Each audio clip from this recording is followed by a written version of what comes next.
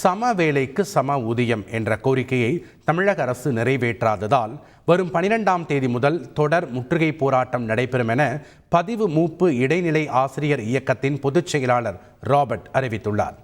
தொடக்க கல்வித்துறையில் பணிபுரியும் இடைநிலை ஆசிரியர்களில் 20,000 பேருக்கு சம்பளம் குறைவு பிரச்சனை இருந்து வருகிறது.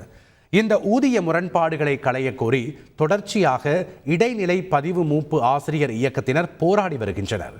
கடந்த டிசம்பர் மாதம் சென்னை டிபிஐ வளாகத்தில் 10 நாட்களுக்கு மேலாக உண்ணாவிரத போராட்டம் நடைபெற்றது.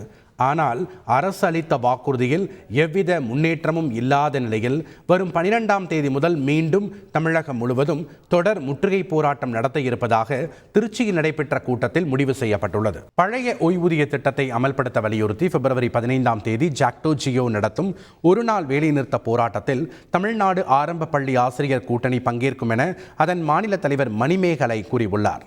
தேர்தலின் போது அளித்த முக்கிய வாக்குறுதிகளை திமுக அரசு உடனடியாக நிறைவேற்ற வேண்டும் என்றும் 1,00,000 ஆசிரியர்களின் வாழ்வாதாரத்தை பாதிக்கும் அரசாணை எண் 243 ரத்து செய்ய வேண்டும் என்றும் அவர் கோரிக்கை விடுத்தார்.